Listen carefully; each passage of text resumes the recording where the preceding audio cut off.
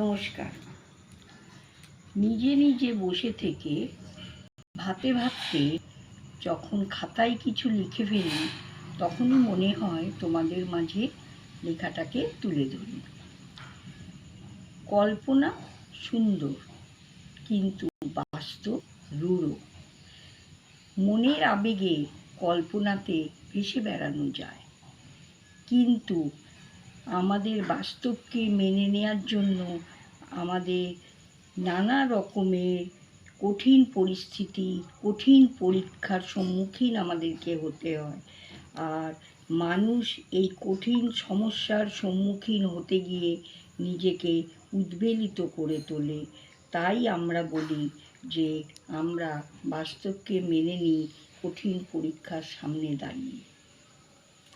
নমস্কার। আমার বলা কথা যদি ভালো লাগে তাহলে প্লিজ আমার পেজটিকে লাইক, কমেন্ট, শেয়ার ও সাবস্ক্রাইব করে দেবে। ধন্যবাদ।